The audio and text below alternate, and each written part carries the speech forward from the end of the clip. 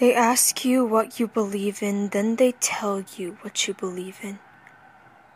Tell you that you know the things around you are real, that you don't feel as though you are sleepwalking, don't feel as though your perception of reality is slipping away, that you are awake for all of the things around you, and that you know it means something.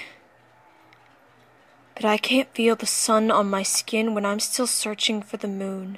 So stop trying to tell me the day and night difference between things that are practical and obsessive.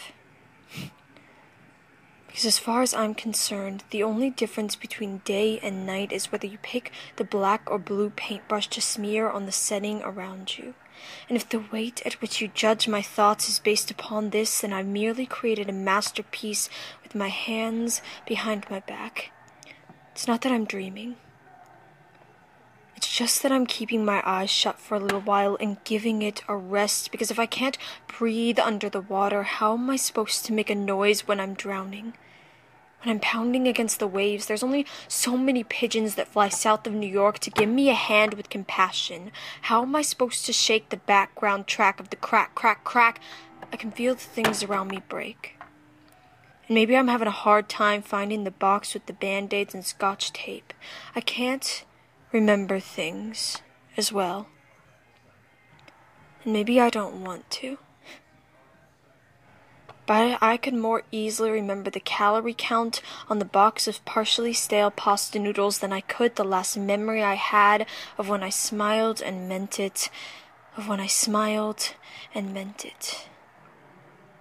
And I think that's sad.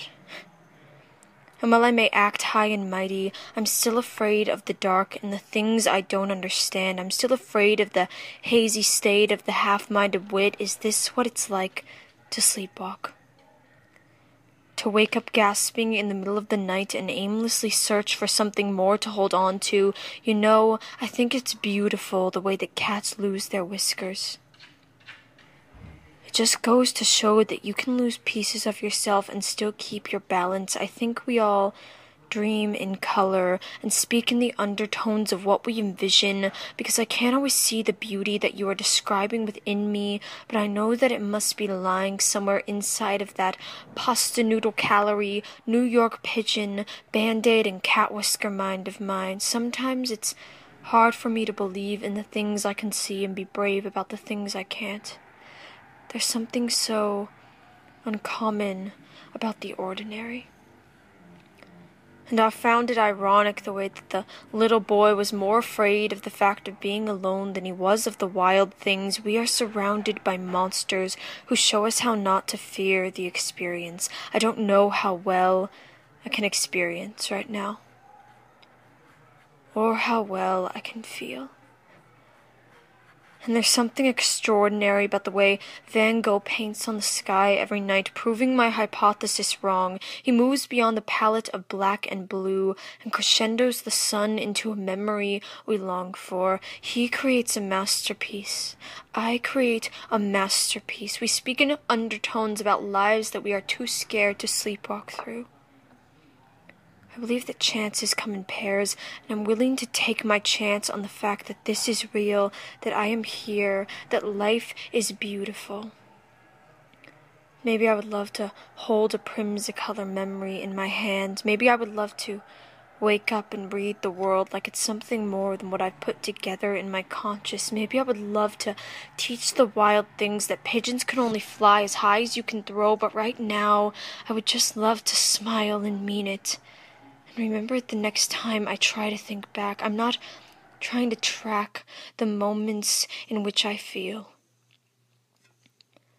But sometimes I wear socks with stars on them to remind me of where I landed when I missed the moon. Sometimes I hold my breath and wait for colder days to thaw the thin ice I've been skating on for far too long, and maybe it's time for a swim. Sometimes I stop to feel the roses and remind myself that beauty hurts. I guess that what I really mean to say is that I'm trying. That I'm trying to well-verse myself with more than the lonely incentives of my dreams. I'm alone and I don't sleep. but I envision with more of a purpose than to fulfill, and whatever time I have left to kill isn't going to be spent justifying how I feel.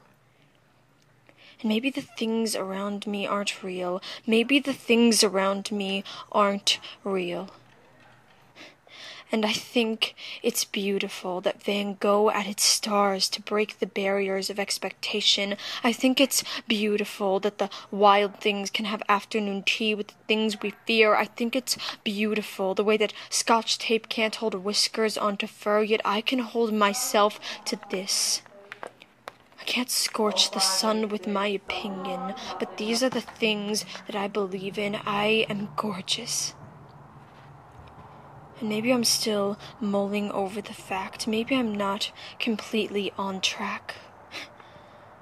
But I know where I'm going, or at least where I want to be. And maybe I don't live up to the standard of being happy. But if I've got enough of a nerve to be beautiful and not even know it yet, then I can't be too far off. I am not a cough or a mumble or a shout into a black hole, because the things I speak about have matter. And yes, I'm lonely. Yes, I'm sad. Yes, I'm scared. Yes, I'm unraveling. Yet it doesn't give me any less of a right to life. I am standing.